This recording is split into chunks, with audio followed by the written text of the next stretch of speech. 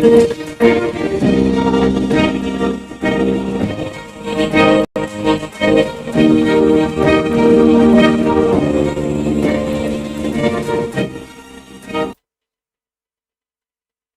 and welcome. It's time for another interesting package of everything music. Angelina, they cool my temperature. This is Toki Movies. In times of old, the world was full of wonder. No.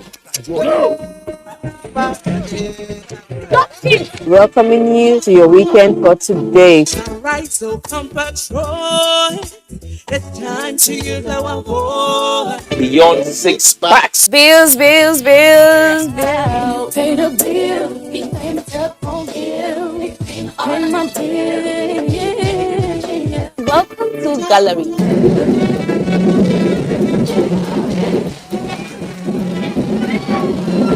Me and my parties. London for what? London for medicine. Medicine for what? Medicine for coffee. Are you sickness? To our illness. Welcome to Gist Zone. Alright, my name is the Eselucien Wego One. Ona nyokoko nyonyo.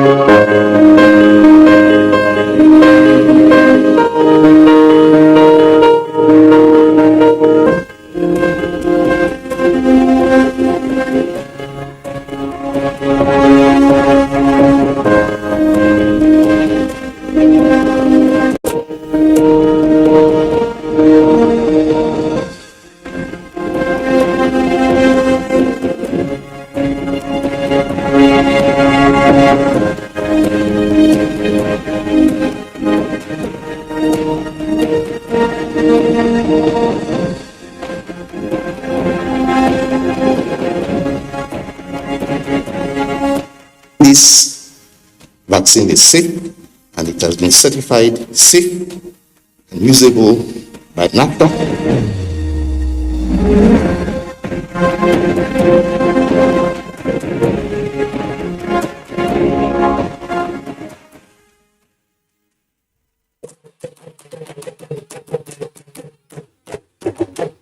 Not been able to land a devastating one. Oh, and then he gets a devastating blow himself, just as we were talking about it.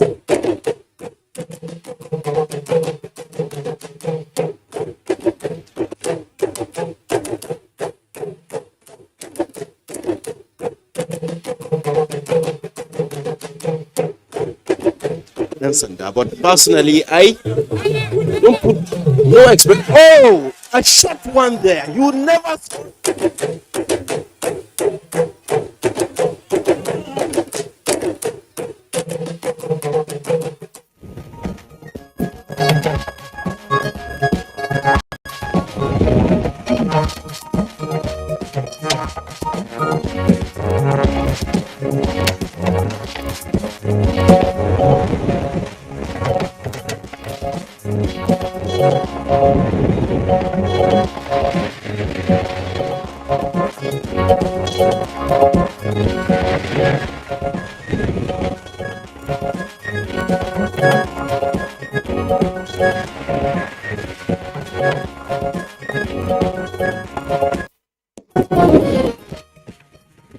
All right, from Good Morning Nigeria today, we are continuing our conversation on domestic violence. The conversation, of course, began yesterday, and Kieran? Yeah. But the matter of fact, I wasn't on set yesterday, but we had about 5 guests, on the program, and one of them, of course, is the Minister of Women Affairs, and she said that many women are living and dying in abusive marriages, explaining that Snachi's husband stopped her from communicating with her family. Dame Pauline Talent said that justice must be done to serve as a deterrent to other abusive husbands, and justice delayed, she insists, is justice denied. Quite clearly, Kieran, and that's because the trigger for the conversation is the death of the very well-known gospel singer, Mrs. Osinachi Onwachukwu. Now, the Honorable Minister of Women Affairs, Dame Pauline Talon, as Kirian indicated, narrated her encounter with the Onwachukwu family, and she described how traumatized the children were over the constant beatings that they had received, along, of course, with their mother from their father before their mother passed away. And, of course, she's indicating that there must be justice in this case for the late Osinachi, as well as protection for her children. And one of the guests on that yesterday's first edition on this topic, Harry Obe, a director of women and children at the National Human Rights Commission, explained that respondents most often require debriefing to get back to their humanity, and this is because frustrated, they begin to lose the empathy or sometimes get to a level of sympathy fatigue. He says every individual has the potential to oppress others, but the restraining force is the certainty of accountability or punishment when they err.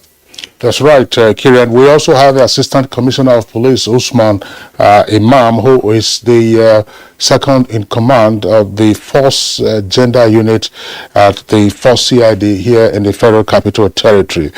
Now, he spoke about the establishment of gender desks in all police commands throughout the country. He also disclosed that over 2,000 police officers have now been trained on gender issues, more particularly in dealing with domestic violence, but that more resources are required. But he pointed out that investigations into domestic violence cases are sometimes hampered because families or those involved usually would prefer to get the matters wrapped up quickly without further intervention by the law enforcement agencies. And another guest on the program, Benjamin Ohige, professor of psychology at the University of Ibadan, described the narratives as emotionally disturbing. He expressed concerns over how women like Osinachi meet their husbands and placed the blame on those who had knowledge of these occurrences but did nothing to help the woman. Well, Kira, let's back up a bit and return to what Harry Obe from the National Human Rights Commission did say.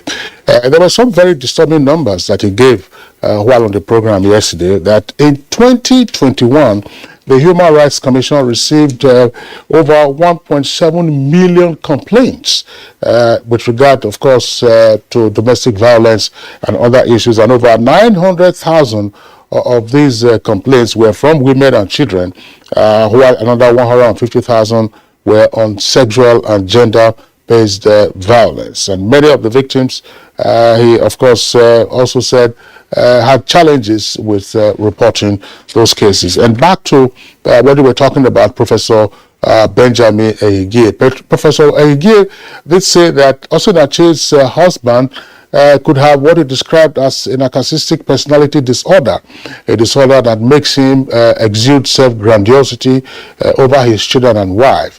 Now, Professor Ehige also believes that the husband could have a borderline personality challenge that could have been handled by a psychologist if help was sought on time.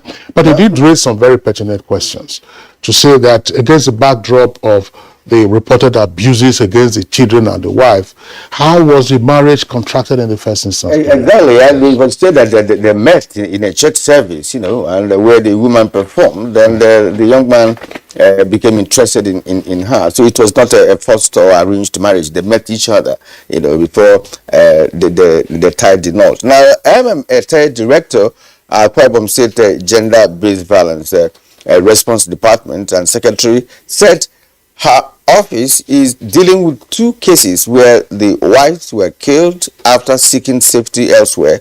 She said there have been no convictions because the victims or survivors refused to prosecute the case to the end. ETA also said that the police is not helping the matters, that cases of domestic violence are usually treated as family matters instead of crimes.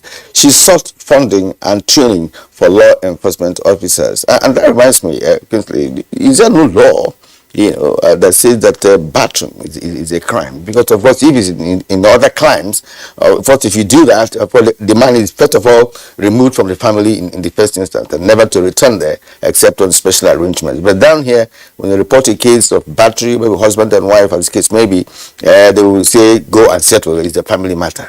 Well, the question you asked, assault and battery are criminal offenses under the criminal code in the southern part of the country, and also under the penal code in the northern part of the country. And then you also now have VAP, that is the Violence Against Persons Prohibition Act, which criminalizes these issues that you just raised with regard to battery. Now, one key point that MMT raised yesterday had to do with the response of some of the police officers who are manning the desks, that when victims of battery, of domestic violence, go to report to these officers, a number of them will say, okay, it's a family matter, go and settle it, XYZ, and that the victims leave such stations disappointed. That's right. So we'll continue the conversation today, looking at several other aspects, how, for instance, to identify when violence is getting out of hand, how to seek help, where to seek help from, what to do in those circumstances. And in the case of the Osinachi children, who, of course, now have both parents out, the mom is there, is late, and the father is in the custody of the police. How do you get them out of their psychological trauma? It's Good Morning Nigeria, and we welcome you once again to the program, live on the network service of the Nigerian Television Authority. I'm Kingsley Osadolo. And I am Kirian Umaya, also welcoming you to this edition of the program. And as always, we will be bringing you complimentary segments which will form part of the package. Right now, let's join Tessie Omeri with the morning news highlight. Good morning, Tessie. Good morning, Kingsley, and good morning, Kieran. Hello, Nigerians. Welcome to the morning news. The federal government says it is not leaving anything to chance towards unmasking, apprehending and bringing to justice all those behind the security breaches, economic sabotage and wanton destruction of life and property in parts of the country. Defense Minister Bashir Magashi gave this assurance after the meeting of the Federal Executive Council presided over by President Muhammadu Buhari. On top of the situation, we are planning hard to unveil those who are involved, and we'll tell you very soon the people that are carrying out these activities. Preliminary reports of what transpired at Kaduna train attack shows a kind of unholy handshake between bandits and the dislodged Boko Haram fighters from the northeast. But overall, I can tell you without any fear of equivocation that the very government is on top of this matter. 10 newly appointed members of the Independent Corrupt Practices and Other Related Offences Commission, as well as the National Population Commission, been sworn in. President Muhammadu Buhari performed the ceremony in accordance with the provisions of the nation's constitution.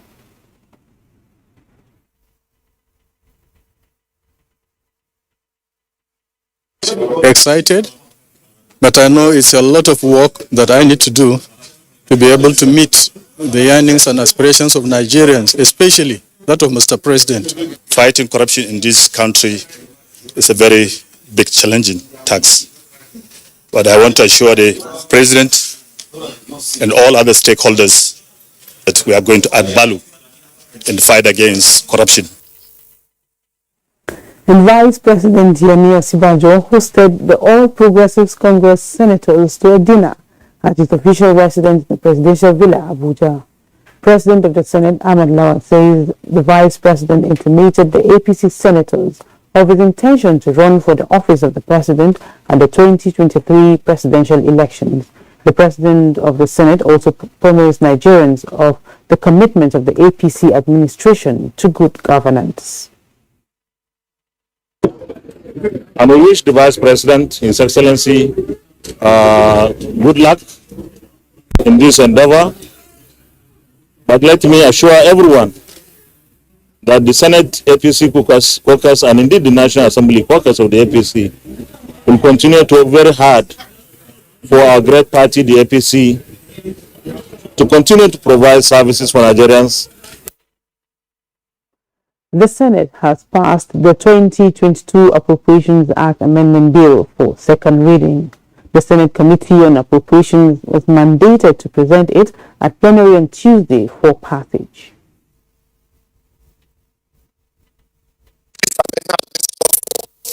Is because of the issue of the subsidy.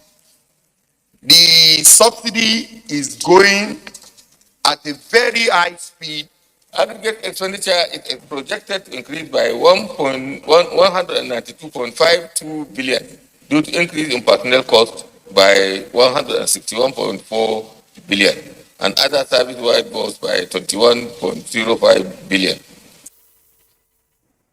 Still from the National Assembly, worried about the loss of lives as a result of repeated terrorist attack on communities, the House of Representatives has again called for urgent action by authorities. It asked the federal government to direct service chiefs to initiate a coordinated joint security operation in troubled spots to flush out terrorists.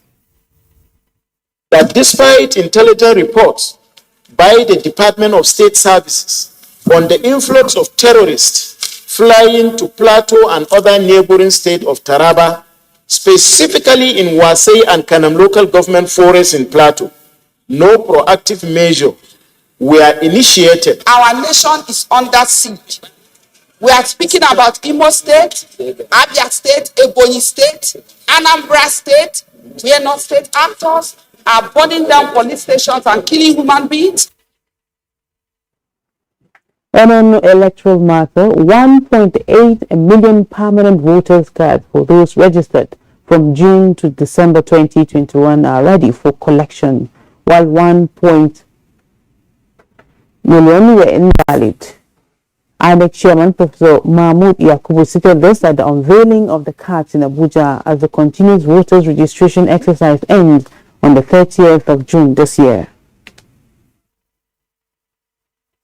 4,859 PVCs are now ready. They will be delivered to our state offices across the country over the Easter holiday. They will be available for collection by the actual owners in person after the holiday. The queues were not as long, but now I'm sure the queues will build up, particularly after this press conference. When Nigerians know that we are going to end on June 30th, you will see the queues. And that's the news for now. Good morning. Nigeria continues with Kirian and Kingsley after this break. Thank you for watching. A new edition of TV Guide is out, exclusively with Professor Umar Garba Dambata, Executive Vice Chairman of the Nigerian Communications Commission, NCC. We have unveiled the 622 as a toll-free line through which consumers can be able to lodge their complaints. And we have introduced the 112 as a national emergency number. This edition is a compendium of mind-blowing stories for your reading pleasure, ranging from technology, entertainment, economy, media, politics, family, and lots more. Pick up your copy and get abreast with issues and trending features within our space. TV Guide, very incisive, very educative and compelling. Grab a copy at a vendor near you or any NTA station nationwide. TV Guide, your indispensable companion. The Nigerian aviation sector is rapidly growing with the construction of new international airport terminals in several regions of the country. The new Murtala Mohammed International Airport has an estimated passenger increase of 30 million annually and 15 million for Nnamdi Azikiwe International Airport, Abuja.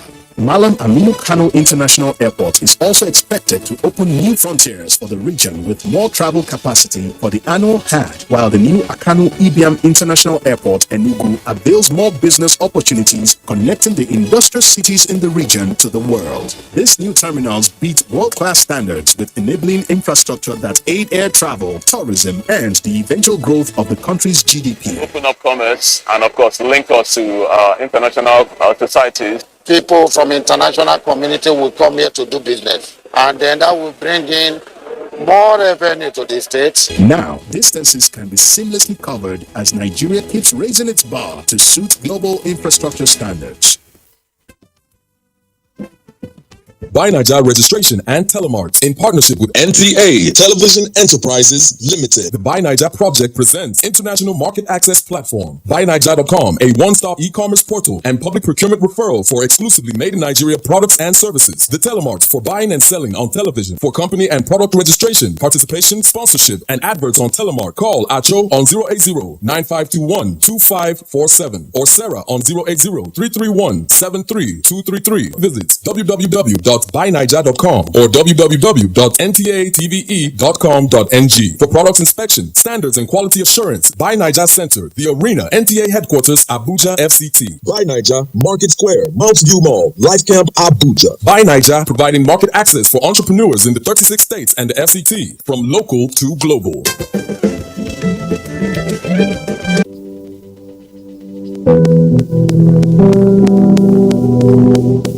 Well, the housing solution we have developed is a multifaceted one. First, we have tried to lead a program to build what we think will be an acceptable and hopefully affordable housing based on surveys we did in 2015-2016 and construction that started in 2017. And that's going on in 24 states as the National Housing Program. This message is from the Federal Ministry of Information and Culture.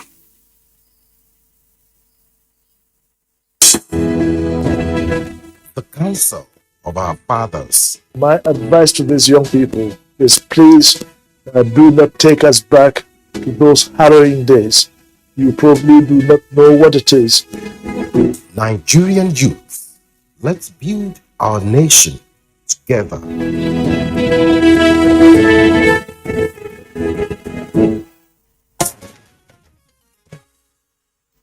You're watching Good Morning Nigeria on the network service of the Nigerian Television Authority. It's time for business news, and we join our correspondent, Comfort Amodu. Those who are already into electric vehicle production, they should be given more support, and those who aren't yet should be given incentives and targets to meet to get electric vehicles. The National Automotive Design and Development Council, NADDC, says it is on course to position Nigeria as Africa's #1 producer, developer and user of electric vehicles in the African Continental Free Trade Agreement to penetrate African markets and ensure Nigeria takes dominance in the continent. In terms of leaning towards renewable energy, we all know that we have tons of solar insolation in Nigeria, so we also have other renewable energy sources, so we're looking at how best to tap into those sources. Director General of the NADDC, Jelani Aliyu, while explaining the benefit of the planned National Action Plan on electric vehicles in Nigeria, says the council is committed to increasing the production and sale of vehicles produced in Nigeria by Nigerians in the global market. In the capital market, investors gained 87.48 billion naira as NGX all-share index inches up by 0.34% amid improved market turnover. Here are the closing figures.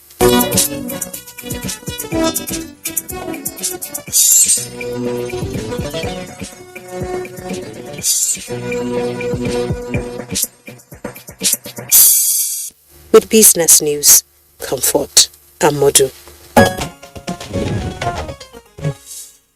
Well, thank you, Comfort, for the business news. Next, newspaper review.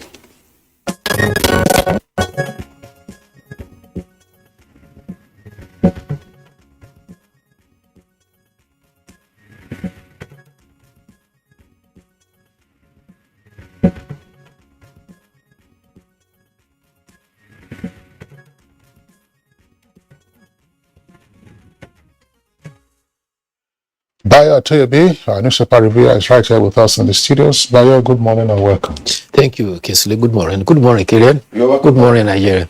Okay, let's begin with the Punch newspaper.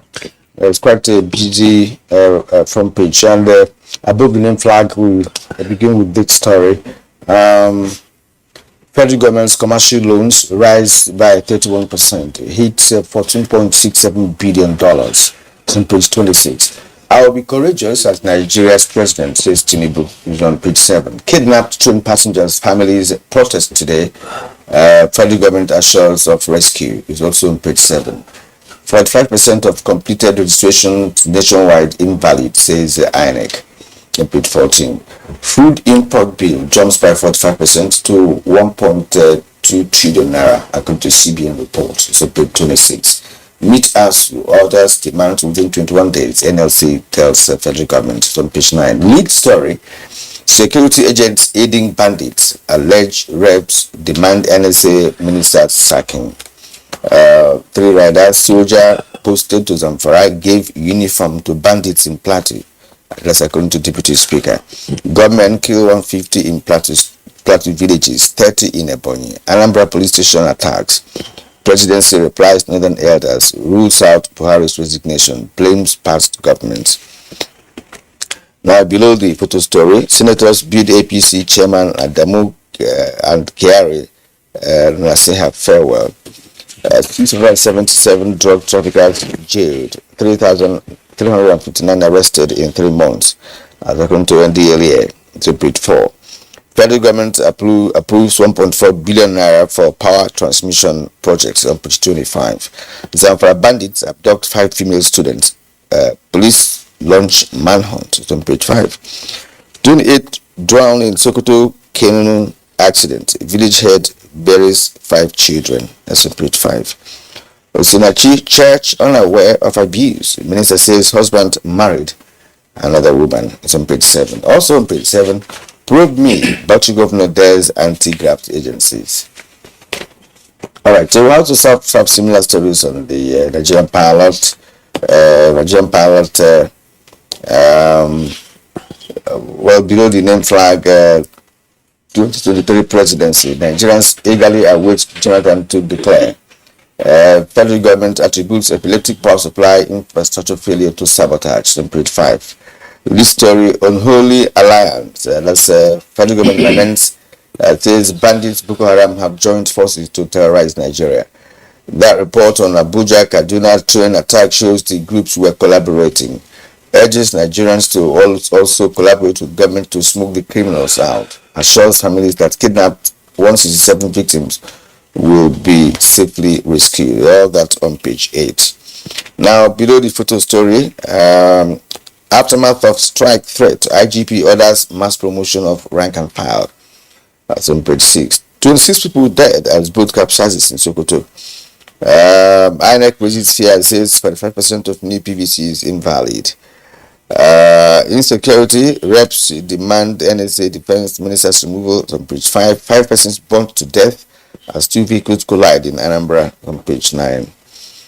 32.8 billion naira fraud.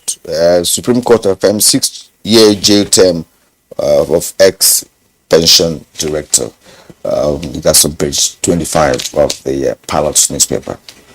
All right, Kira, let's also take some headlines from the Nation, because a number of the other headlines you read earlier are also on the front page. Now, INEC voids, the paper is reporting 1.1 million voter registration, and with a rider timetable sacrosanct. Niger owes WAEC 295 million 2021 exam fees. Below the nameplate, U.S. report, attacks and insecurity curtail human rights in Nigeria. Bandits, Boko Haram packed behind renewed insecurity. They collaborated to attack train, killing Plateau, says federal government. And inside, you have gunmen kill 4 policemen in attack on Anambra station. 4 abducted in Zamfara school. Reps seek emergency on security. And presidency, our efforts will bear fruits. Cracks over zoning and consensus deepen in PDP. Cracks over zoning and consensus deepen in PDP. Presidential aspirants fail to agree. Statistician General Harry dies at 57. He was appointed just 7 months ago. 12 military impersonators held. Thank you, Kingsley. Well, security reports seem to dominate all the story. And from the House of Representatives yesterday during plenary, they condemned the recent killing, especially in Plateau, Benue, and Taraba State. And the honorable member who raised the issue called for the removal of the National Security Advisor as well as the Minister of Defense. They asked if the president is being adequately briefed about what's happening in the country and if he is holding the commanders responsible for such failures. Deputy Speaker Ahmed Wasi was very livid and illustrated that there appears to be fit columnists among the military, and he cited an incident of some personnel of the military and paramilitary agencies that he alleges were aiding and abetting the criminals. He cited a soldier who was found in Wasi, but who is supposed to have been in Zafara, his posting. He was arrested, given uniform to bandits. He said up till this moment, he has not been court-martialed. He says he posed 2 critical questions. Who gave him pass to be at Wasi instead of being at Zamfara? And who also authorized to give him a pass for a period of 6 months? You may be recalled that a military officer was also complicit in the murder of intelligence response team officers in Zamfara, which was involving a kidnapper, Wadume. Up till now, that officer has been is supposed to be one of the witnesses in court, but he has been detained and has not been available.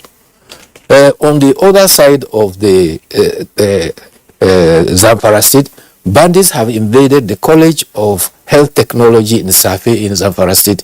The girls' hostels is supposed to be on the outskirts of Safi, so the criminals went there without even firing the gun. They broke open the hostel door and took away 5 girls. While they were going, they found that one of the girls could not walk along. So one of the bandits carried the girl on a motorcycle and dropped her near the hostel.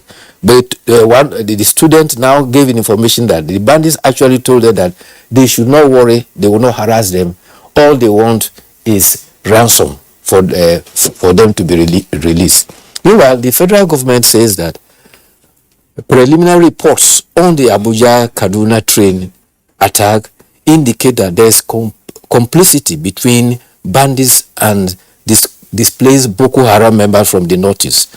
This was revealed by Honorable Minister for Information, Alhaji Lai Mohammed. The Minister of Defense also says that security chiefs are working hard to ensure that all those activities by criminal elements and other terror groups are stopped once and for all. On the demand as to what federal government is doing to aid this and the 72 hours ultimatum given by families of the victim, the Minister of Information said that what the federal government is doing cannot be a subject of press review, particularly that there are lives of abductees at stake. But he said that we are leaving no stone unturned, and however, we are giving all our steps. We are taking all our steps to ensure that we rescue those people and they are safe. Port Harcourt Refinery, some good news is coming. The Honorable Minister of State for Petroleum says that Port Harcourt Refinery is likely to come on stream by April of 2023. It may be recalled that last year, when the rehabilitation began, the Managing Director, Ahmed Diku, had indicated that the refinery will be ready by September.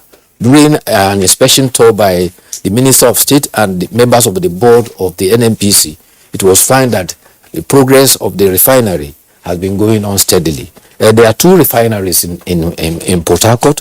One has 60,000 barrel capacity, and that is the one that it says will be ready by April of next year. The other one has 150,000 barrels capacity. By the time the two of them are ready, we now have about 210,000 barrels per day refining capacity from Port Harcourt. Like as you said, it's good news, you know, but I don't know. The Nigerians may not view that as good news per se, because we've been talking about refinery. You see, sometimes when you mention this refinery issue, many people frown at the issue concerning refineries, because for donkey years we are talking about refinery coming back from stream and all of that. I mean, there should be other more important matters, really. You know, until the refineries come on stream, we will begin to appreciate and see it. I'm concerned about this. When the refineries come on stream, yes, and you operate them for a number of years, will they then go out of stream after that? You get a joke. They went out of stream because the turnaround maintenance were not done periodically as required.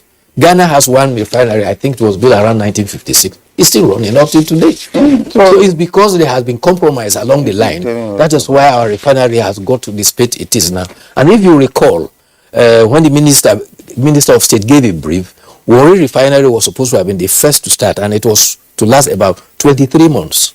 Port Harcourt was coming in, I think, about for 33 months or thereabouts. And there's also Kaduna going on. If they are able to achieve all this simultaneously, it will go a long way in solving this critical problem. All right, Bayo, fine, thanks. Gentlemen, I'm curious about INEC voiding 1.1 million voter registration. That's 45% of those who were registered. So the curiosity for me is, this is an ongoing exercise, and voters don't register themselves. They don't register themselves. You are supposed to go online or go to some location and then go through the registration process.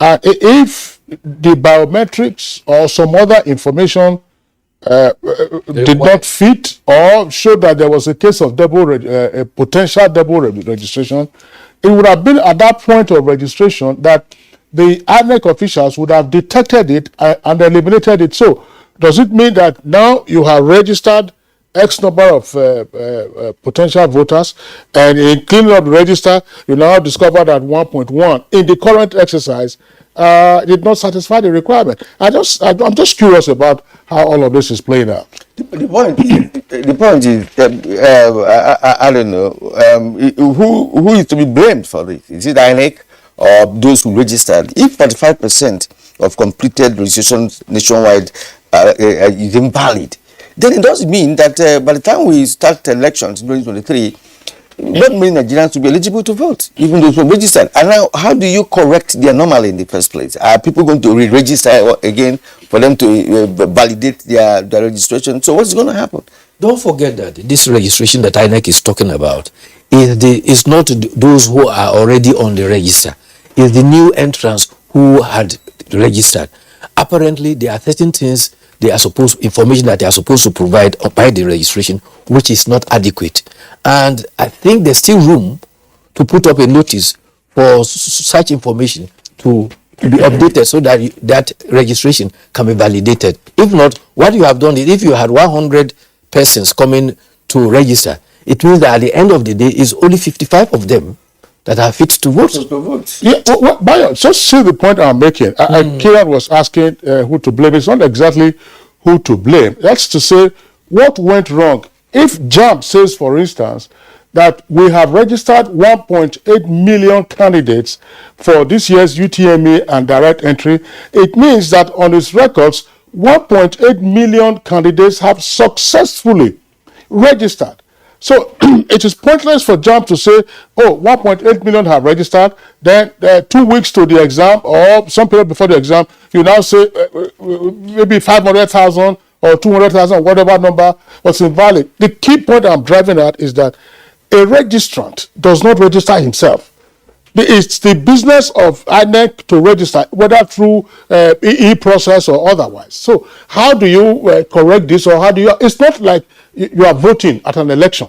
where you say you do not thumbprint the right box, or you thumbprint it and it's straddling two boxes.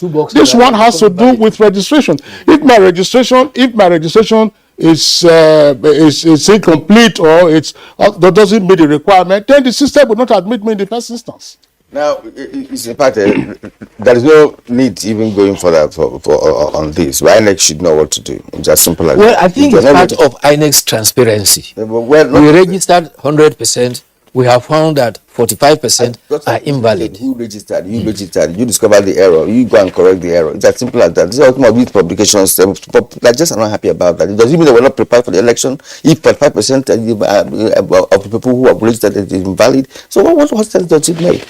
At this point, really, let's call it a day on the super review.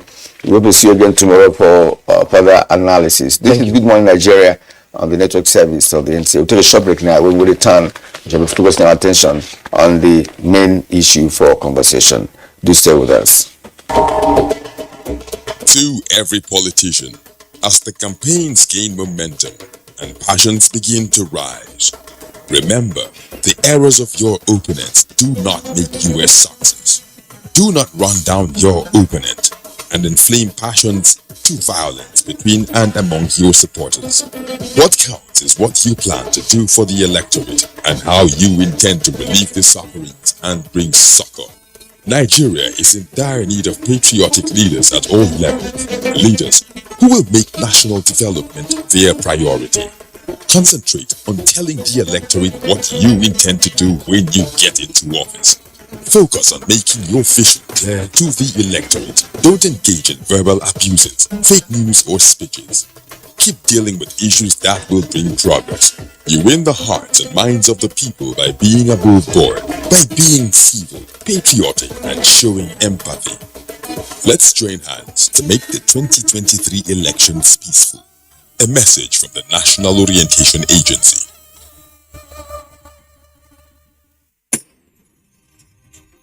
A new edition of TV Guide is out, exclusively with Professor Umar Garba Dambata, Executive Vice Chairman of the Nigerian Communications Commission, NCC.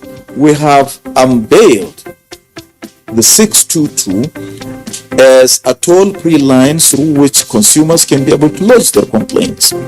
And we have introduced the 112 as a national emergency number. This edition is a compendium of mind-blowing stories for your reading pleasure, ranging from technology, entertainment, economy, media, politics, family, and lots more. Pick up your copy and get abreast with issues and trending features within our space. TV Guide, very incisive, very educative and compelling. Grab a copy at the vendor near you or any NTA station nationwide. TV Guide, your indispensable companion. Ever-busy ancient city of Onitsha is a commercial hub with millions of commuters seamlessly linking other states daily for business, leisure, and other purposes. To upscale its road network, the construction of a 1.6-kilometer long second Niger bridge, including a 10.3-kilometer highway furnished with other infrastructure, has been in motion by the federal government. This project will ease congestion on the existing 56-year-old Onitsha bridge and boost the economic capacity of the state as it easily connects to other parts of the country. The completion of the world-class second Niger bridge Onitsha will be one of the many proud moments of the state, its people, Nigerians, and foreign investors. Onitsha, which hosts the largest market in Africa, is geared up to boast of an impressive road network. Once again, these moments are made alive by the federal government, and it is deserving of all the applause.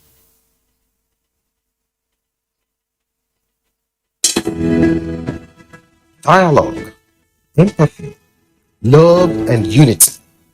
These are vital components of nation building. For all to be well, we appeal that we should refrain from volatile, provocative, inciting messages and language. Let's build and not destroy.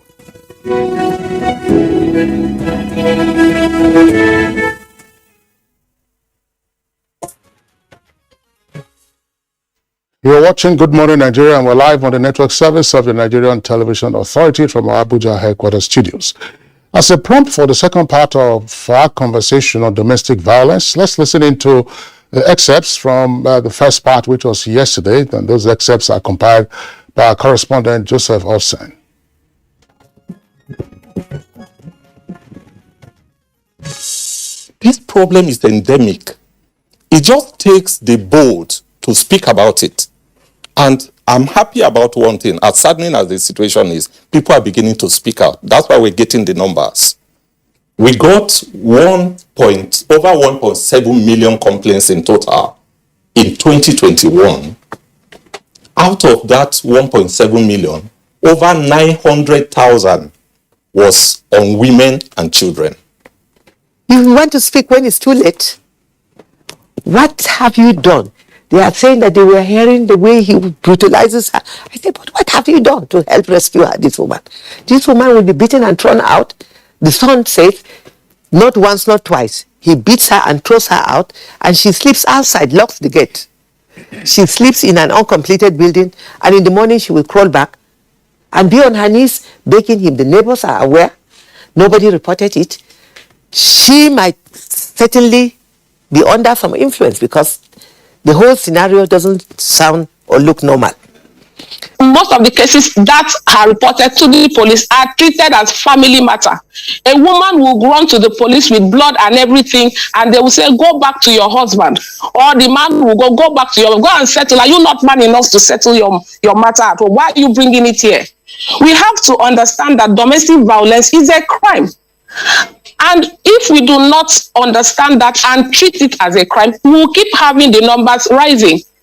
And so every institution must be reinforced to ensure that these things are treated as crime and people punished for it. But as a result of the emerging trends in sexual, gender-based violence, child abuse, and what have you, the police responded adequately. And I think in 2002, the police established for the first time, the Nigeria police established at the first CID level, the Apex Investigative Department in the Nigeria police established a gender unit. In my introduction, I said it very clearly. The police did not only stop at that. Now the police have established gender desks in the 36 commands of the Federation.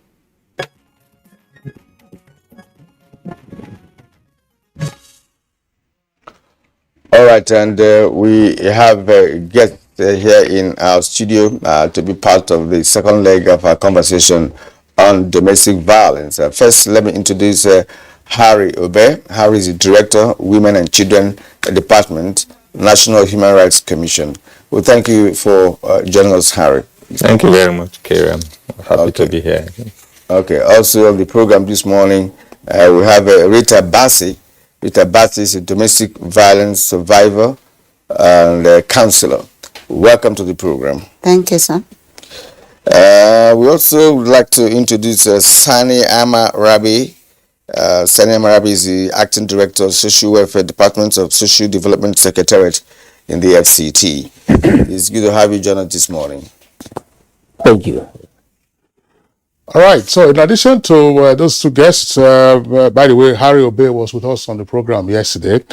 We are having another guest who was also with us yesterday, and he's Professor Benjamin Ehige of the Department of Psychology at the University of Ibadan.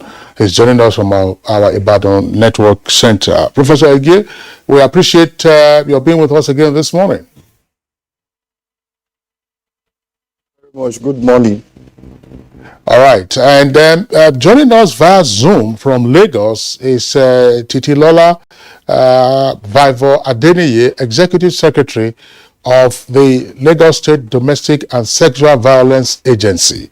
Titilola Adeniyi, it's our pleasure to have you on the program this morning with us from Lagos. Good morning. Thank you for having me. All right. I hope you had the benefit of listening to some of the excerpts from our conversation yesterday. Let's begin the conversation with you. The Zoom connection is clear this time.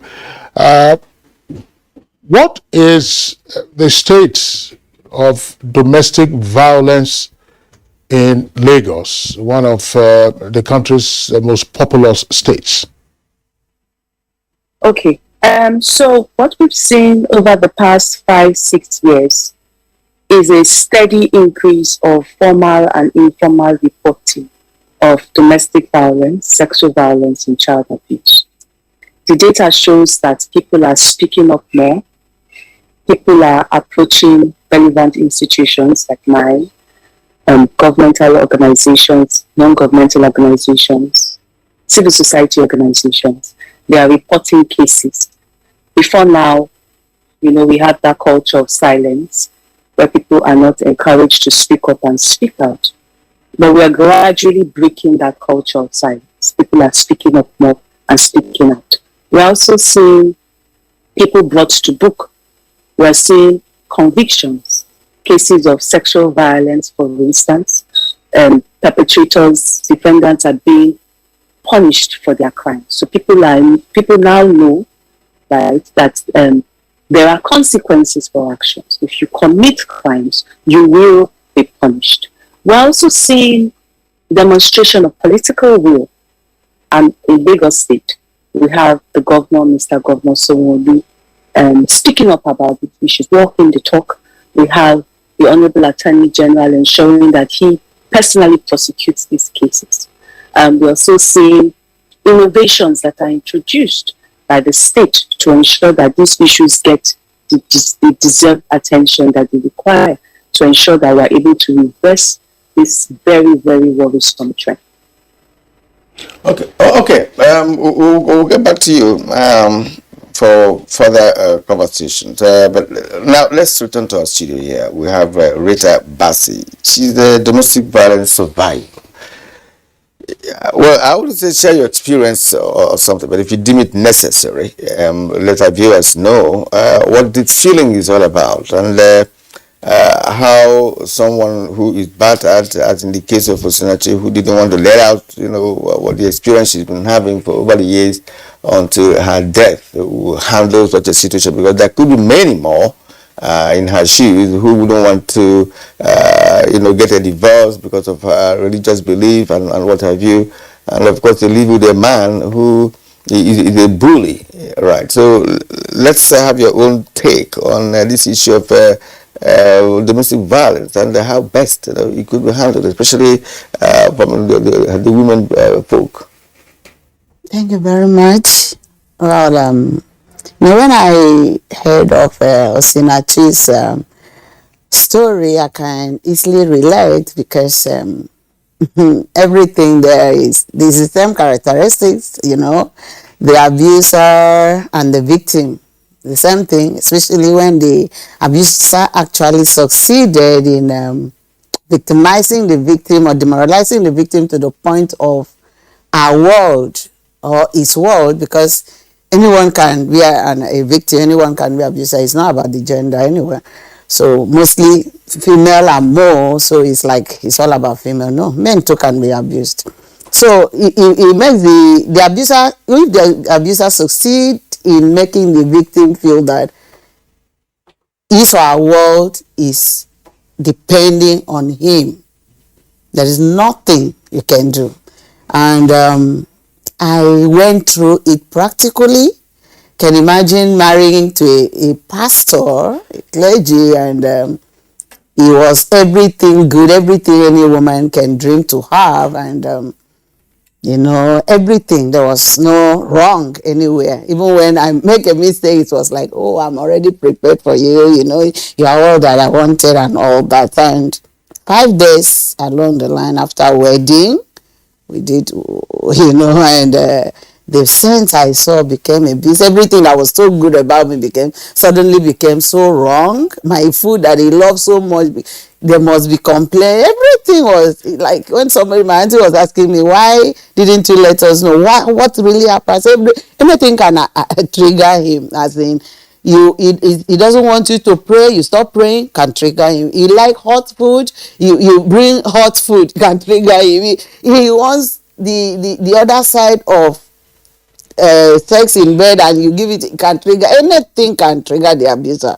And once he succeeds in making you feel that he's helping you and he's the Satan, that is really the problem here, is the outsiders that are really causing the problem, and you believed him. There is no word for you again because you are living his word, and I was living that world in silence like that for like more than 2 years.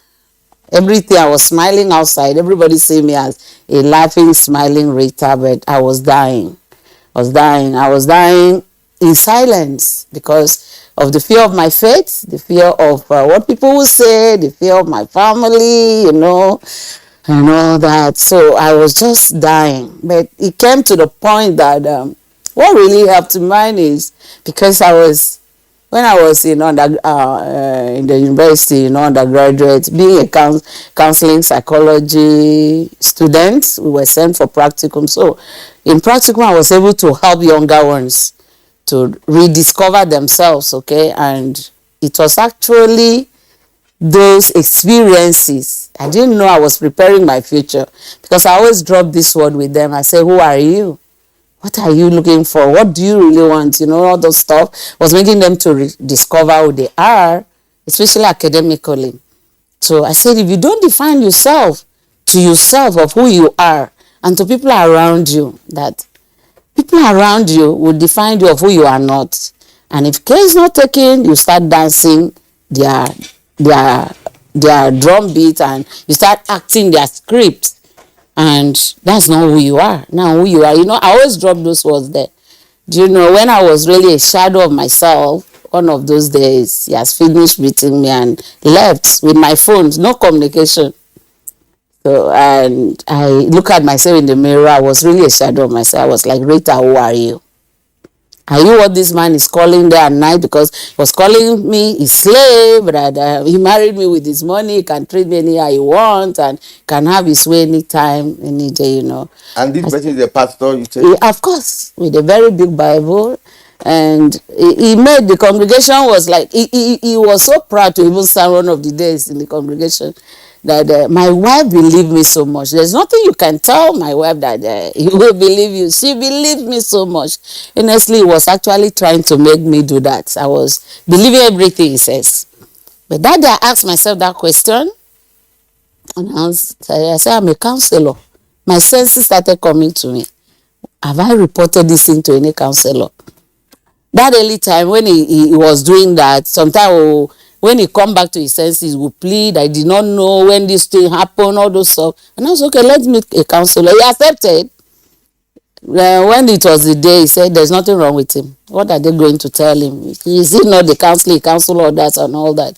But me on my own, I decided to confide with some counselors, professional counselors. At least I was able to confide with one that time, then another one. I had like 3 counselors in different stages of my life.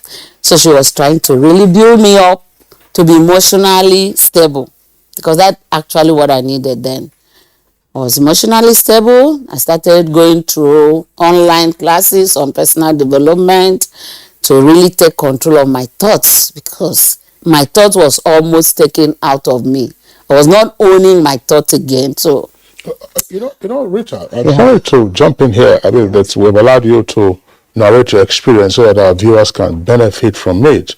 I didn't quite get the beginning of, if we call it a crisis, early on. I mean, so you were married for 2 years. You mentioned something about 5 days. Maybe to the extent that you may wish to disclose. And by the way, let's also mention this, that as the executive secretary of the agency in Lagos mentioned, people are coming out. There is a very well-known table tennis player, Oshinake, who has also come out to disclose, the domestic violence that she suffered. When did this start? I mean, was it 5 days after you got married, or when did it start, and how did it start? And did you know the person you married? Did you court, or it was just an attraction that? Of course, it wasn't an attraction. We dated. We dated because he was my in-law pastor. My in-law was his assistant pastor. Okay, so my in-law, you need to know when it was my in-law that introduced him to me. You need to know how my in-law esteemed him. Everybody in the community know this man like a sense. Of course, even till tomorrow they see him as I don't think there's, except people he has affected one way or the other can say otherwise. And that was one of my reasons of keeping silent. Who will believe me? Of course, they saw him as a saint, including my in-law, because I was keeping silent to the point where I had to start letting people that can hold themselves to understand. Like the in-law, I told him, he could not believe it until he saw it by himself. I mentioned the day he has been seizing my phone like that, because anything is to seize me. Sometimes he lock me inside the door and lock the gate of our house outside, so I can't go out. No communication, no other person can know what is happening.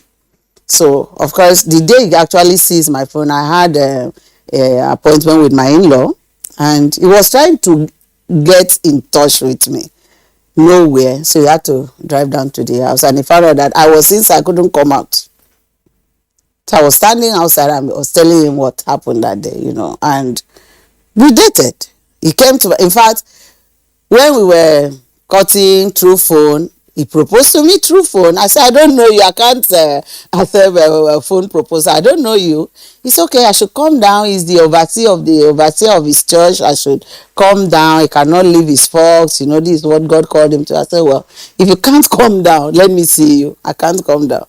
See, it was something like that. He came down to answer a yes or no from me. Just coming down. We went through marriage counseling. All these people, they are all alive, and so many questions they were asking him, he was answering it as a prepared ready man. Not just answering, he showed me those periods he was with me here in Abuja. He was prepared to be a good husband as much as I was prepared to be a good wife. He showed me everything good. To the point that one of the days we went for counseling, and my auntie was there. And my auntie is like, she saw something. She called me outside. He said, Rita, I think you really need to look down again. There is something about this guy that is. I said, auntie, this is the man that showed me. He's the best I've ever had so far. So you can imagine a woman like me. People see me as someone that selected a lot. But you can imagine me coming up to say he was the best. He showed me to be the best, honestly. He should. We will stop you at this point. Of course, in the course of the program, we'll also talk to you about other aspects of him. What really tell you secondly is that he said the man is a pastor, and Sinachi's husband is also referred to as a pastor as well. And if pastors cannot manage their families, I wonder who will. Now, let's bring in Sani Ama Rabi, Acting Director, Social Welfare Department of in the FCT here. What is the state of family, domestic violence in Abuja? Have you been receiving reports from any part of the FCT in connection? Will you give us a data of what it's been like in the past couple of years? Well, in FCT Social Development Secretariat, we have a unit that manage gender-based violence. The unit work in conjunction with the European Union and the Office of the Vice President of the Federal Republic of Nigeria. We used to have some reports. Sometimes it's not the victim that reports, it's concerned citizen in many cases. But in most cases, I describe that even if the case is reported, as you start the case, somewhere along the line, the victim themselves will decide to abscond, will not like to continue. These are some of the cases that we do have. And we have a family court that when we try to manage it at the council level, if it doesn't work out, we'll now refer the case to the family court. It's at the family court that the presiding judge will determine if the case will reach magistrate court whereby it will be treated on criminal basis. And we have some NGOs that are assisting in advocating. And we equally have some, spirited How Nigerians. serious is the issue of domestic violence in the Federal Capital Territory? Well, to be honest, it's somehow serious. And why I say it's serious, in case you discover that either a house help, in most cases we do have that case on house help. We don't have it much between the spouses in Abuja here. Most of the cases you discover that it's on either the house help. Okay, well, thanks. We'll come back to you, Sonny Rabi. I just want the Executive Secretary of the Lagos Agency, that's the Agency on Domestic and Sexual Violence, Titi Vavo Adeneye, who is with us via Zoom, to clarify this point for our viewers. Sometimes there is a tendency to conflate domestic violence and sexual violence. We do know that sometimes they may occur in the same milieu, but our critical focus this morning is essentially on domestic violence.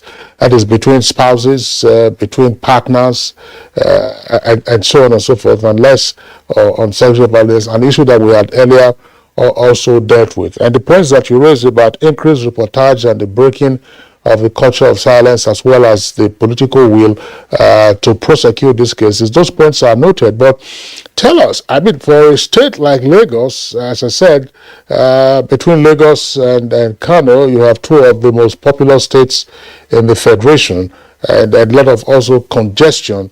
What do we know about the incidence of domestic violence, and how is this manifesting in your state?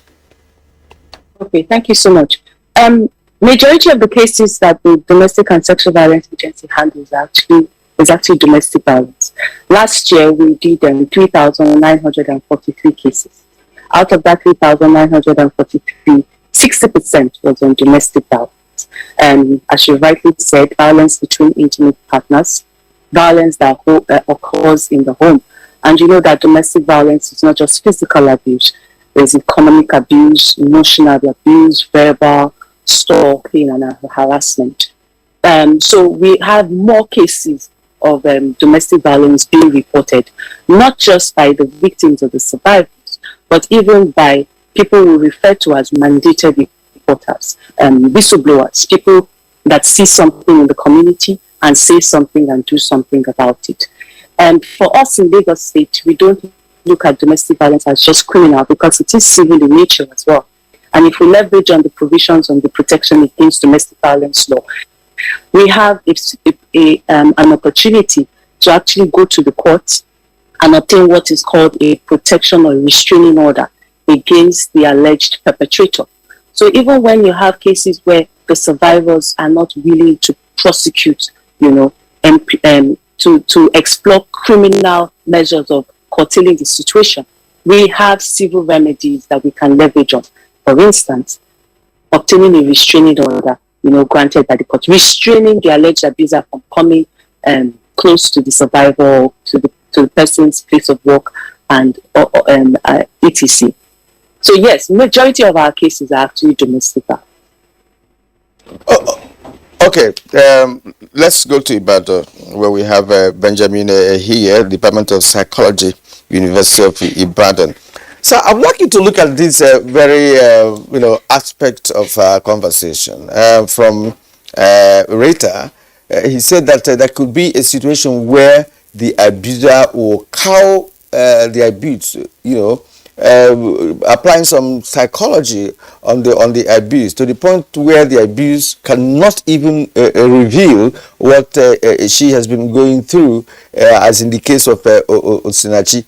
And from what Sani Amara Rabe told us now, that in FCT here, the many cases they have handled were cases where concerned citizens will report to their office about an abuse, and at a stage the abused could be the person that will now stop the proceedings from the investigation and what have you. So as a psychologist, what do you think is happening? How could this happen that someone is suffering in the hands of an abuser, yet could not even report to anybody that she is suffering? Osinachi, in the case we're talking about, is a key player in a big church in Abuja here, and she couldn't even tell the overseer of that church, who could have played a role in stopping her husband from continuing abusing her before she died.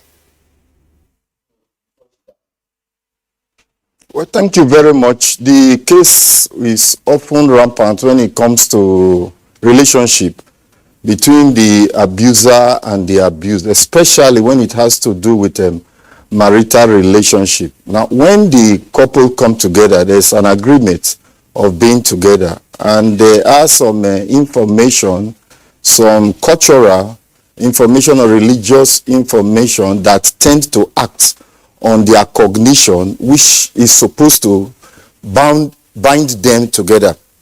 Now, after they've lived for a while and this situation of violence commences or abuse commences, the earlier the abused is able to free herself from it, the better. Otherwise, once it stays for a while, it becomes difficult for the individual to free herself. The reason is that they will have what we call Stockholm syndrome. Stockholm syndrome is a psychological syndrome whereby two persons are related in the form that one has a sort of superiority over the other, like we have in a marital relationship or in a captive situation. Because of the time they've lived together, there's what we also refer to as learned helplessness.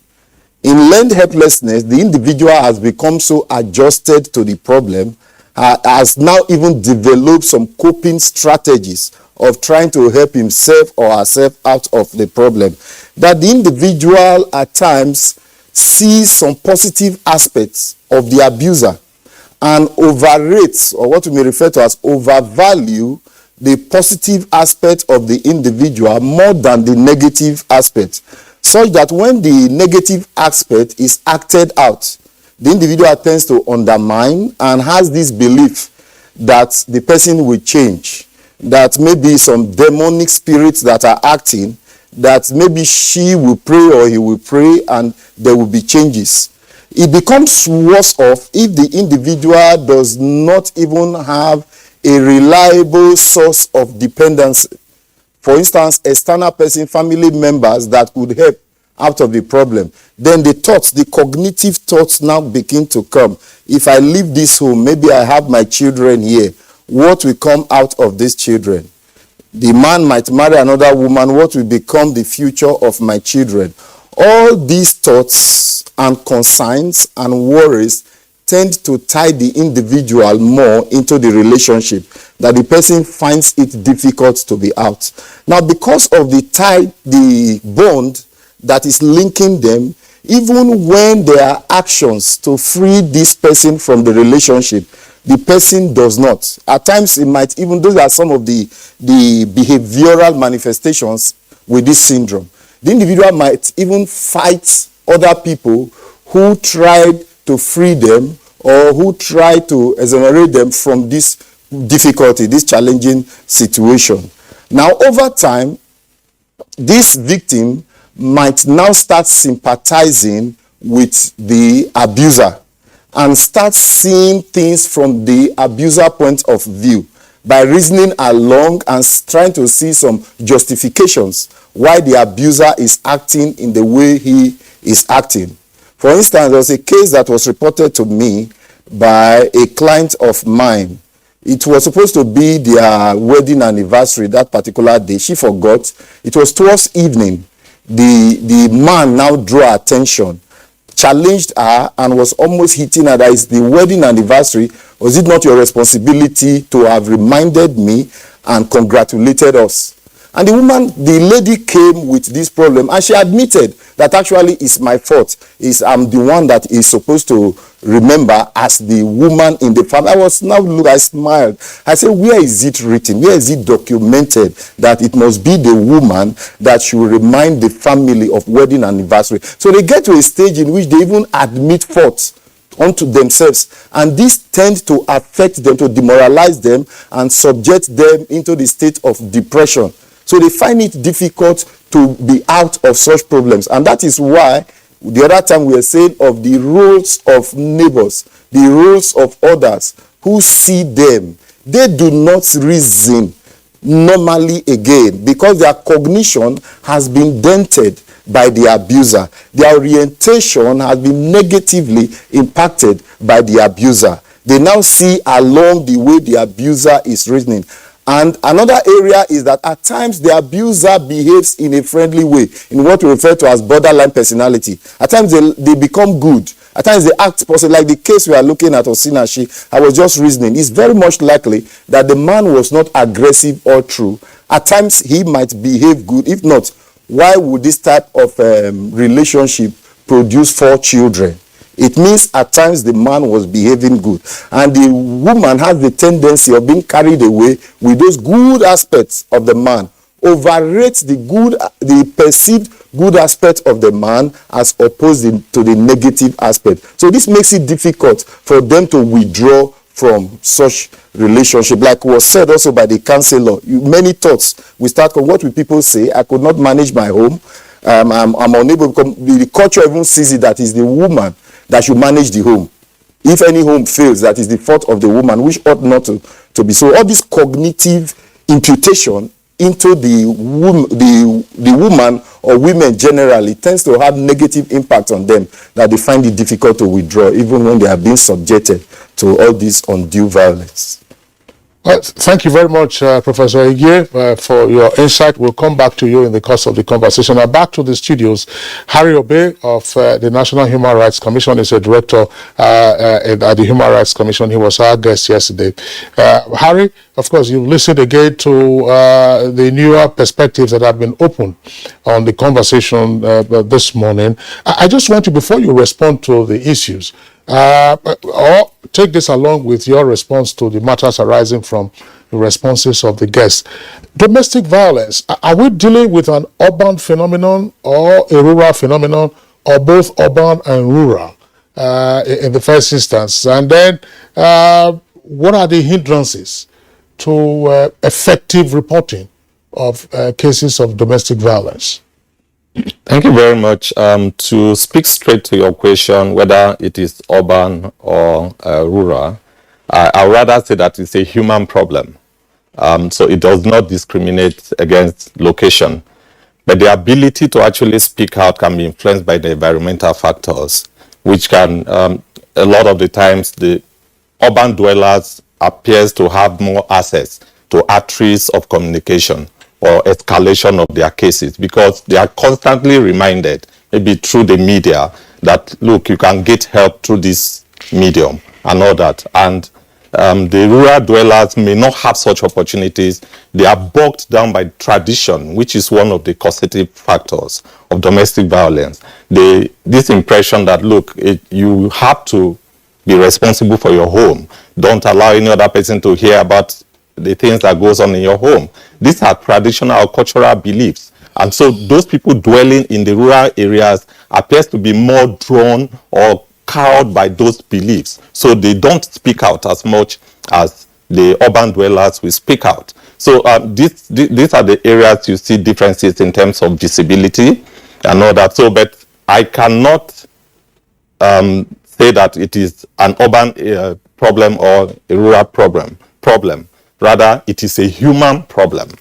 And I said yesterday that it is innate in every human being to want to dominate or oppress the other. The only thing that deters us or limits the exhibition of those things is the certainty of accountability or the awareness of the parties that are involved. Okay, let's come back to Rita once more. You're a survivor of this, and of course, a counselor now. I'd like you to speak to some women who may be in the condition you found yourselves a couple of years ago, because the issue has centered on the fact that when you are cowed down, you find it difficult, to even report your situation for people to begin to provide their assistance to you. As a counselor, what will you be telling some women who are in bondage at this moment? Because of course we know that I essentially asked whether it's rural or urban. For me it is both, because those days growing up, you come to the village, you always hear cries somewhere that that man always beats his wife and what have you. In some cases, the family members, the extended family members who call them and they try to settle them and what have you. So how would the women who have found themselves in this situation wriggle out of it, irrespective of what our guest in Abuja has explained based on psychology? Yeah. I uses my experience to really help a lot of people, a lot of abuse, even the abusers, because I've come to realize that most of the abusers have been abused one way or the other. So they had childhood experiences, and they just feel the way to revenge back is to inflict pains to the people they love and all that. So that's distorted cognitive mindset, okay? And I use myself to answer your question. I face my reality. I face the reality that I have been abused. It was difficult to accept for a long time. Someone that have a lot of religious background, you just feel everything is Satan. So I came to realize there are a lot of things that are not Satan. There are a lot of things that are human, that are under human mind, and the mind, if the mind can be changed, everything can get better. So I have to face that reality that I've been abused. So do I want to remain here, or do I have a life beyond marriage, outside what I've been taught that marriage is everything? So I also realize that marriage is good, very good, when the two people involved really know who they are and what they want, and they owe each other genuine love. So marriage can be so good if the two parties express this love to each other freely. And marriage is one of the means to an end. It's not the end itself. So I cannot, because I want to remain married, and died inside the marriage. So I had to take that decision too. It was very difficult decision. Consider the environment we found ourselves, but it was a bold step, and I speak out. In fact, I speak out. The first time I was there, because then after he finished that, he left. He's doing evangelical work and all that. I was always going, but I always return back with pens and all that. So I stopped traveling back. That was what my counselor advised me. He said, stay aside for some time. So during that time of staying aside, I found myself in a new church. I was in a choir. I was singing for more than 1 year. Nobody knew that I was going through that. So they just knew me, that I was laughing, a counselor, that I was always there to help as many people as possible. I gave myself to voluntary work and all that. So they didn't know that aspect of me. But the day I decided to speak out, 2019, my birthday, I called all of them that knew me. I said, I want to celebrate my birthday in my house. So one of my counselors, in fact, my last counselor, that was the third counselor, was there. He was there for me. So, and there, I spoke out, I opened up. It was, people were crying and laughing. One came to tell me, say, Mama, do you know why I'm crying and laughing? Look at my eye. I'm crying because you went through all this and you were still laughing with us as if nothing was wrong. And I'm laughing because you are this strong.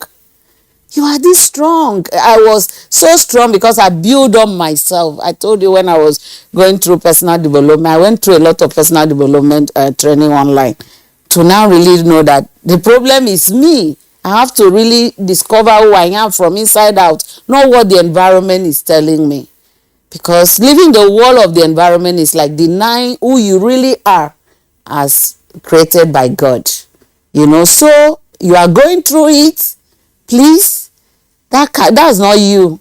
That's just an experience of life. You need help. The first help is to speak out.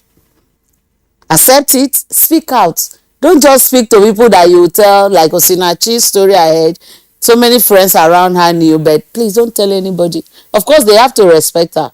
Speak out to a professional, a counselor, you know, that can help you out, that know the implication of what you are going through. Just like that, the psychologist said. He said, at that moment, you don't know yourself. You can't think for yourself. Your thought has been controlled by a dominant force, which is your abuser. So, you have to speak out to someone that has been trained. Professional counselors have been trained to help you. Please, it is not, except a clergy that have understanding of professional counseling, that you now know, okay, you are taking domestic violence or mental health problem to them.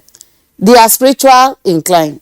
But professional counselors are trained to help your mental and psychosocial problem. Speak out to them. They have a way of guiding you through it. I think you made a point here, you know, to say that some persons who are, you know, passing through such challenges usually go to the pastor for counseling. Yet the pastor does not have the background of psychology to understand the concept of psychology in the first place. So he will not give you the proper advice that you need at that point. Is that what you're saying? That's what I'm saying. That's what I'm saying. We are specialists in different perspectives. It's just like me coming out here and saying I'm a journalist. I saying, how? Did I go through the rudiments of becoming a journalist? No. So I can only say the layman understanding that, oh, these people that are on telly. You understand? So as a professional counselor, we are trained to listen. We are trained to keep your secret. We are trained to provide solutions. It's a bit curious, for you. Rita, a bit curious. I mean, somebody will ask this question. You studied psychology. Yeah, counseling psychology. Counseling psychology. And eventually you rediscovered yourself. Yeah. But why did your defenses fail ab initio? That's the one. If someone asked me that openly, you know, I wasn't just a counseling psychologist. I was let me use it as I always say. I was a core religious sponge. So I felt I knew myself. That's why I'm using the word rediscovering. I actually thought I knew myself. You know, the mind is made up of the conscious and the subconscious mind. So we are so exposed to the conscious mind so much that we feel that's all the world depends. The subconscious mind are the experiences that have been stored and they keep playing out. That's why when I was talking, I said some of the abusers too may need help because of their childhood experiences. This thing stores there. And it's actually the subconscious mind that the body acts on, because it brings in what has been storing there and you just act on it, you know, program life. So you can know yourself intellectually or cognitively. You are very good in logical reasoning. You are very good in schoolwork. You are very good in goal setting, setting goals and achieving them. You just thought, oh, I've discovered myself. But you've not really get to that point of taking decision for yourself. You know, taking decision for yourself. Okay. You know. All right, Rita, thanks a lot. Titi Vivo Adeni, I would like to return to one aspect you talked about, which has to do with the response of the law to cases of domestic violence. You did say that it isn't just criminal, there is also the civil perspective. You talked about the protection or restraining order. Describe to our viewers how that works and how it is enforced. Okay. So the law, which our law is actually a bit similar to the Violence Against Persons Prohibition Act, which is operational in the FCT. So it makes provision for survivors, victims, to actually go to the closest court. Most times it's the magistrate court, and report that they are experiencing abuse. And once they do that, once they make that report, all they're supposed to do is to write like a statement. It's a form of an affidavit, basically a statement of fact, just stating what has happened and the fact that they need the protection of the court. And then the whole process now commences. But many a times people don't even know. Survivors don't even know that they can walk up to the court themselves and report this this crisis. The court can serve as a first responder. But majority of the cases we do in Lagos, clients report to us, and then we help them to build their cases. We help them to approach the court to obtain this protection or restraining order. The restraining order can be valid for 2 years. It can be valid for 1 year. It can be valid for 6 months. It depends on the facts that are presented before the court. At the point when the restraining order is given, it's obviously to protect. It's not punitive. It's to protect and prevent further reoccurrence. But if the alleged abuser violates that restraining order, then it becomes criminal. That is when criminal proceedings can be instituted against the perpetrator. But because of our culture, there are different considerations that survivors would deliberate upon before approaching the court. But what we say to survivors is that these cases are heard most times in a family court. They are heard in camera. It's not heard in the open court, because the court understands that this is a family issue, and utmost confidentiality should be preserved when handling these kind of cases. And so it's just to encourage people. I think the most important thing is to encourage people that there are options. Survivors have options. You may not want to go to court. We can deploy mediation as a form of alternative dispute resolution, right? There can be separation. If you're ready to go to court, you can get a lawyer to help you file necessary legal proceedings. But do not remain in silence. Speak up. I think that's the message that I would like to drive home. There are options, and there are support services that exist that can assist survivors. Now, let me remain with you from what you actually explained. I'm just wondering how administratively this issue of a restraining order is handled. But you have to hold on for a while. Let's take a short break. When we come back, we'll return to you for that question. This is Good Morning Nigeria, and we are reaching you live on the network service of ANT. We'll take a short break now. When we return, the conversation continues. The 157-kilometer Lagos-Ibadan Railway is the first double-track standard gauge railway to be built in West Africa. The Mobolaji Johnson train station is a masterpiece, an infrastructure that is gradually becoming an iconic building in Lagos State. The modern facilities put the station on a world map of train stations. Likewise, other new train stations across the country built to world-class standards. The train and its convenience is indeed an admirable effort, with commendations from Nigerians. This is a station that we have to commend the federal government for putting a beautiful face, empowering us in Lagos State, not only in economic and political arena. I can say that I'm really impressed with the infrastructures in place. Kudos to the Minister of Transportation. Kudos to the federal government. Truly, good things are coming out of Nigeria, and the federal government is deserving of all the applause. Do you run a breast or cervical cancer service?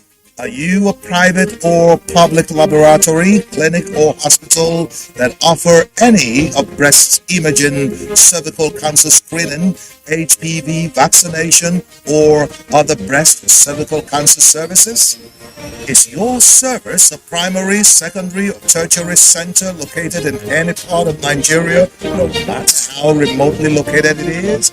If yes to any of these questions, then subscribe to the OCI Foundation's Save a Breast app and become accessible and visible to millions of Nigerians. It is all for free. To subscribe, just type the Save a Breast application form on Google or go to the OCI Foundation's page on www.ocifoundation.org and search for Save a Breast application form. Complete the form and submit. and let millions of Nigerians patronize you, all for free. Become part of the OCI Foundation's quest to tackle breast and cervical cancers in Nigeria. And join us as we rise by Lipton College.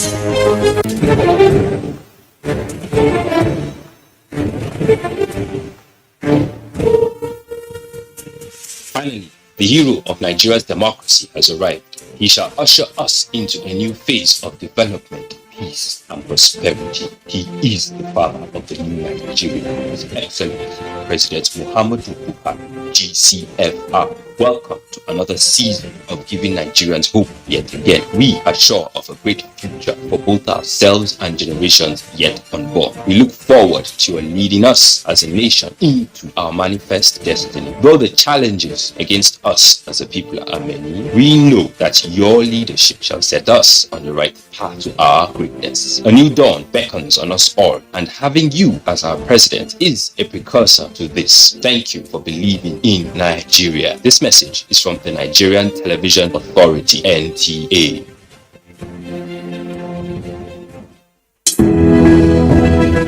The counsel of our fathers. I believe we have fought one civil war too many in this country. So those who experience it will run away from it. Nigerian youth, let's build our nation together.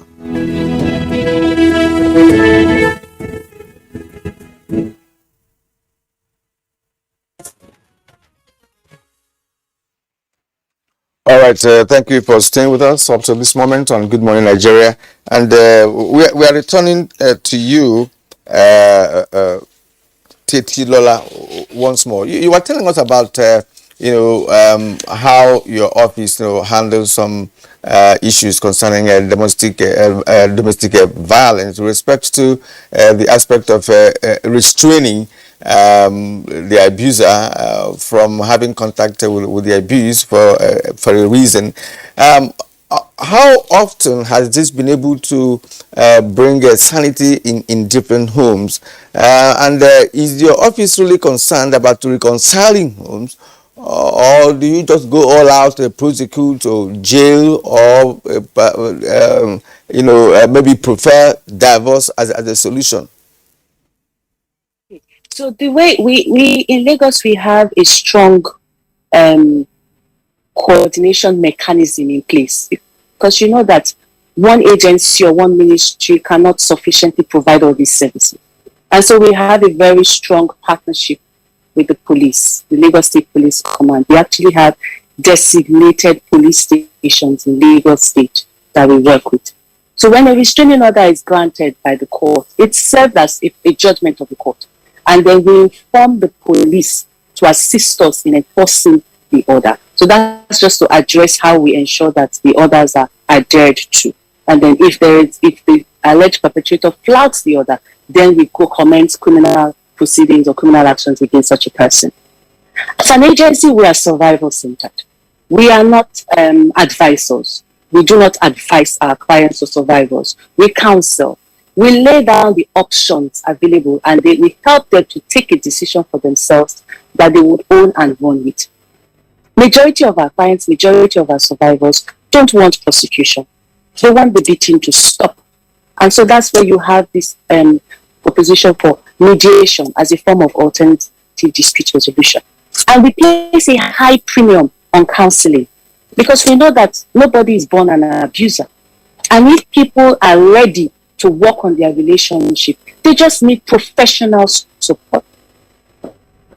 And so we have a pool of clinical psychologists and psychiatrists that we work with to assist these couples if they are interested in remaining in the relationship. We do not beg a survivor to remain in the relationship. No. We believe in self-quiet determination. If a survivor says, I'm done, it's not in our place to compel or coerce that person to remain in an abusive relationship.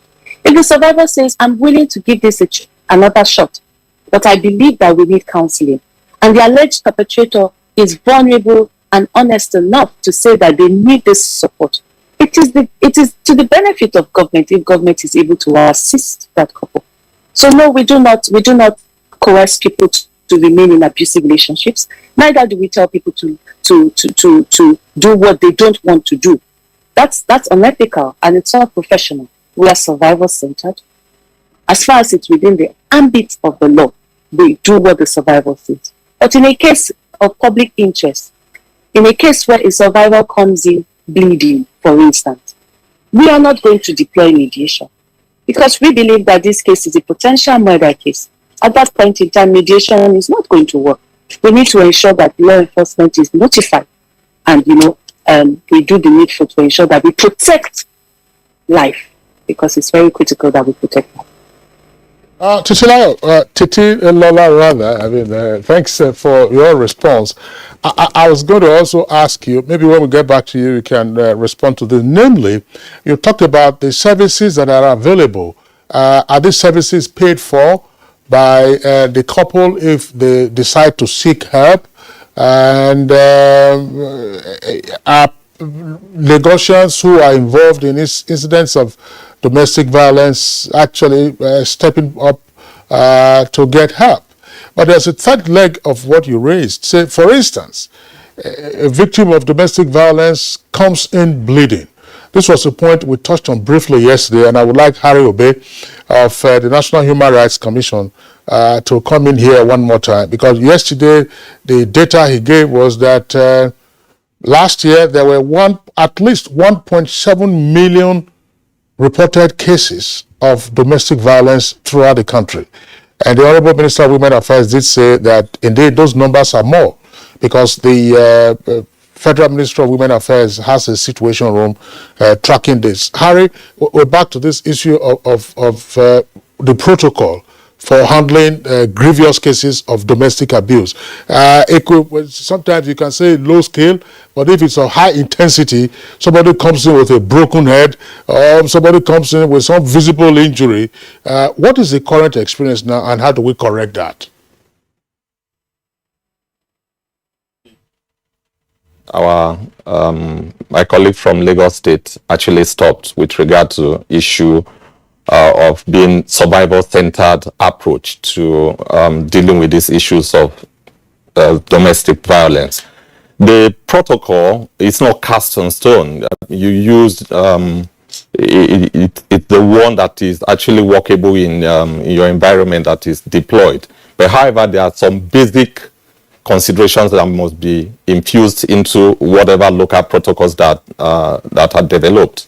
The first thing is to protect the survivor or the victim. And so the protocol requires that the victim or the survivor is removed from the violating environment to at least a safe environment where her life or his life will be preserved. And then whenever you're dealing with issues of domestic violence, know that there are two legs to it. There's a protection leg to it, which is ensuring that the survivor is protected. Then there's the legal accountability aspect to it, and that is the criminal angle. So when you're dealing with that, you ensure that, look, while protecting the victim or the survivor, you also have to preserve evidence to ensure that there will be prosecution to ensure accountability for whoever perpetrated that. So when a victim comes with blood and all that, yes, you keep the victim safe and ensure that that victim has access to medical facilities or treatment. And a lot of the times from experience, the dilemma that a responder faces is when these facilities are not available. One, you don't have a safe home or a safe facility to keep the survivor, and then you have no express access to a medical facility without cost to ensure that at least the victim is stabilized. So there has to be funding and provisions for these two very important first aid steps that must be taken.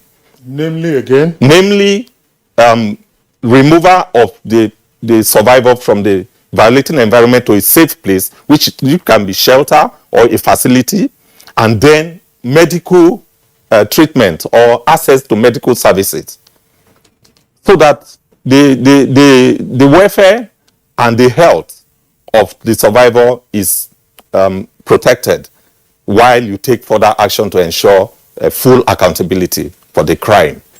Okay, I want to return to Benjamin Eheye of the Department of Psychology, University of Ibadan, on this very aspect of our conversation. In most cases, the victim and the abused would have gone through some kind of reconciliation. In the case of Osinachi, we learned that at a point in time, she left the marriage for about a year. And the husband came begging, and they reconciled. So it does appear that in most cases, when people are reconciled and they return to live together, the abuser continues. So what is the psychology behind this? Because when you went to beg to say, look, I am not going to get involved in this again. I've discovered my mistakes. I won't make that mistake again. What happens when they have reconciled? And after a period of time, the man returns to that his original set of behavior. What is the psychological concern about this? I mean, why the reoccurrence? You know, after reconciliation, you go back to it. After apologizing, you return to it over time.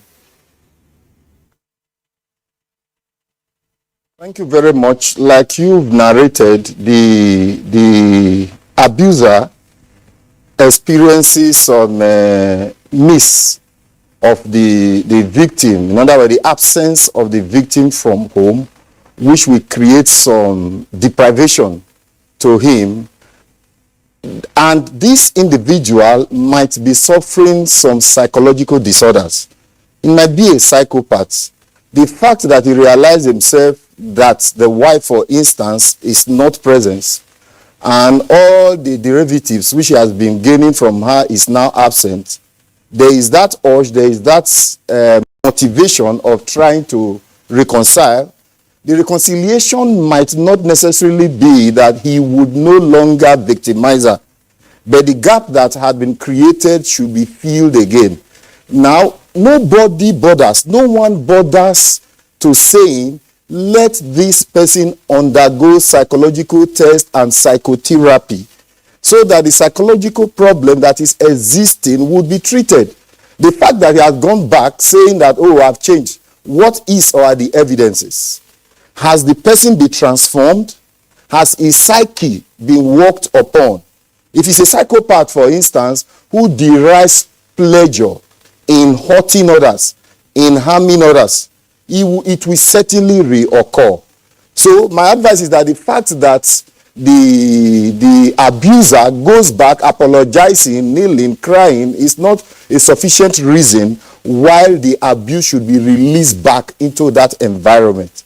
Such individual has to be subjected to psychological tests, psychological analysis, and adequate therapy, psychotherapy conducted for himself and the wife. I've had an opportunity of such, and I'm so glad to testify that they saw me at times, they will say, oh, thank you for what you did. There's the need for psychotherapy to be conducted. It could be family psychotherapy, whereby both the victim and the abuser, they are brought together. They are made to understand the causes of the problems, causes of the disagreement, what leads to physical violence, and so on. It's so unfortunate that we tend even more to emphasize on the physical violence, but the psychological violence is more enduring, because before it degenerates to physical violence, the abuse must have been passing through a lot of psychological torture, a lot of psychological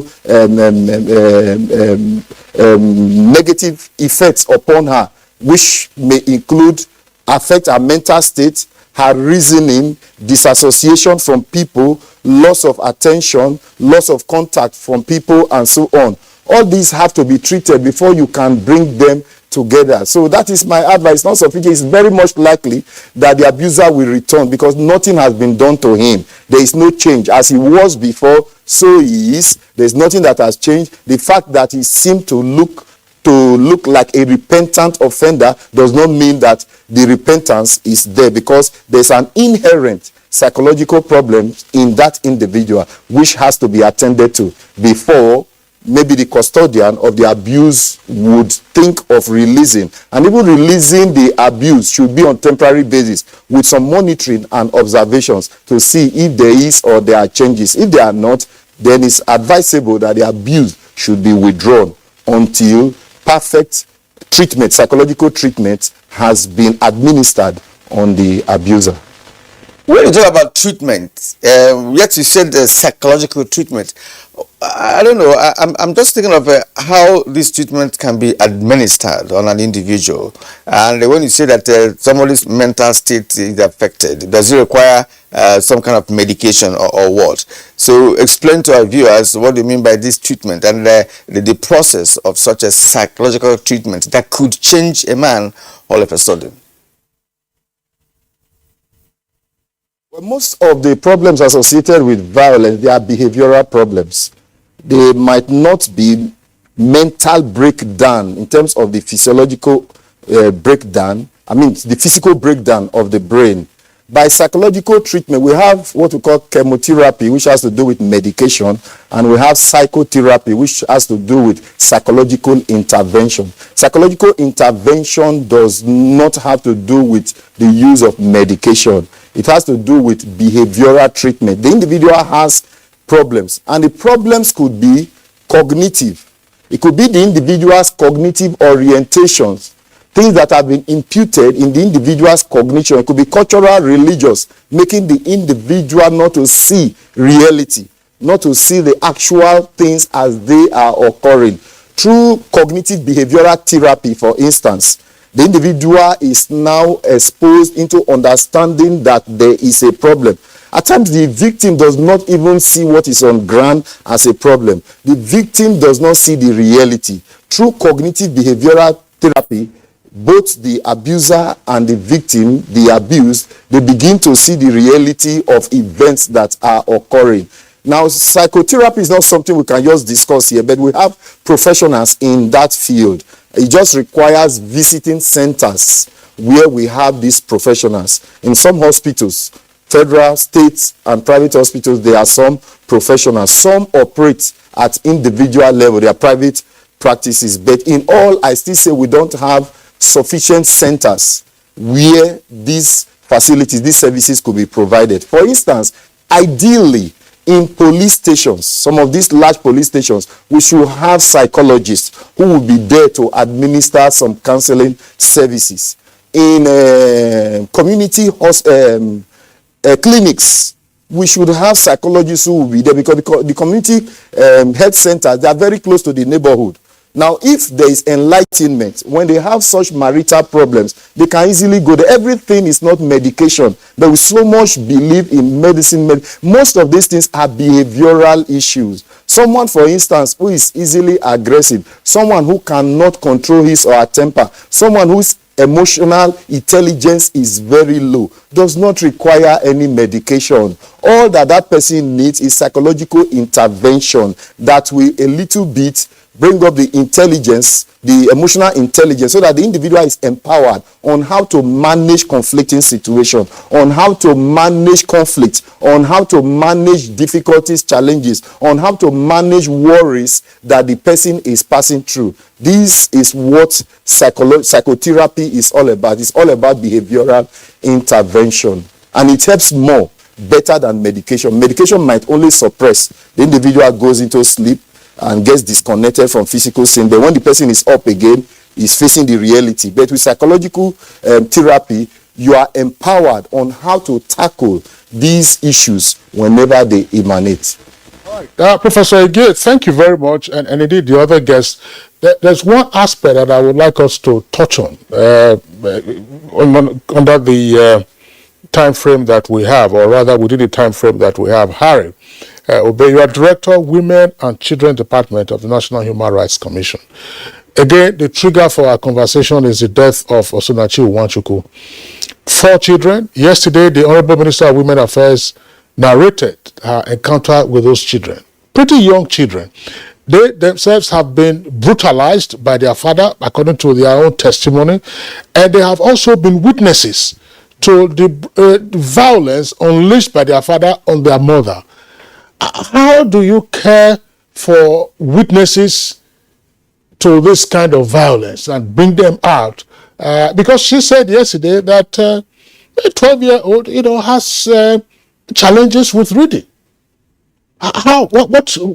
What processes are required? What help is needed? I mean, it's an aspect that I think that we ought to look into, because where in the marriage, for instance, where there are already children and violence goes on a repeated basis, how do you deal with this? Yeah, I think that is why this stakeholder connectivity is very important. So it's a multi-level approach that is required, because the issues that are thrown up by violence are multi-dimensional. And so we have to have a multi-dimensional approach to solving those problems. When the Honorable Minister was narrating her experience yesterday when she visited the house, my mind was actually filled with, okay, where do we begin?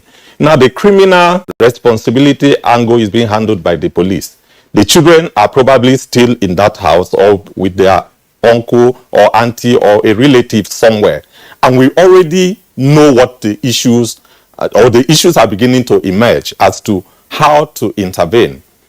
Where is the system? Do we have a system in place where these children can be put through some level of psychological debriefing first, before you address their educational needs, before you address their welfare needs? Because now their mother is no more. Their father is facing a prosecution for criminal, possible imprisonment. Okay, so they are now separated from their mother permanently. They are separated from their father, who they allege also contributed to their violation. So how do we debrief these children first? So we need the services of psychologists and social welfare practitioners to get involved, have these children stabilized psychologically, because engagement with the children from multi-agencies to get evidence and hear testimonies that they will use to address the situation is very important. Now, there's also the aspect of the judicial intervention or quasi-judicial intervention. I was going to talk to the issue of protection order. You don't necessarily have to go to court. You have some agencies, administrative agencies like the National Human Rights Commission, that is empowered by law to make orders that are enforceable as a decision of the High Court. Our rules, that is we call it STOP. The Standing Orders and Rules of Procedure provides in Rule 67 that any matter that is being investigated by the commission can make initial protection orders to ensure that the victim or victims of the complaint are stabilized. And such orders are enforceable as a decision of the High Court. So what are we saying? If the procedure, the judicial procedure is cumbersome and it takes some technical processes, approach an administrative agency like the National Human Rights Commission, which services are free of charge, by the way. And then such orders, we should take advantage of those provisions. People need to know. And then, okay, when we deal with the children, you have to deal with the system itself. Well, Harry, we want to thank you at this point. There's no doubt that these children need an extra care, to take care of their psychological well-being, physical well-being, academics, and what have you. And I wish we had more time, to deliberate on this. And at this point, we'd like to call it a day. And we'd like to appreciate Harry Obe, Director of Women and Children Department, National Human Rights Commission. We thank you for your insights. And of course, Rita Bassi, domestic violence survivor and counselor. Your experience, of course, has helped matters in this conversation. Thank you so much. Sally Amar Rabi, Acting Director, Social Welfare Department, Social Development Secretariat of the FCT. We appreciate your contribution. Guest from Ibadan, Benjamin Ehige, Department of Psychology, University of Ibadan. We also thank you for being part of our program this morning. And the advice room we had from Lagos, Titi Lola Vivo Adeni, Executive Secretary, Lagos State Domestic and Sexual Violence Agency. We also would like to appreciate your waking up with us this morning and your very insightful contributions. All right. That's Good Morning Nigeria for today. We are back tomorrow, same time, Good Friday at 7 o'clock in the morning. Do look after yourselves. I'm Kingsley Osadolo. And I'm curious, do you have a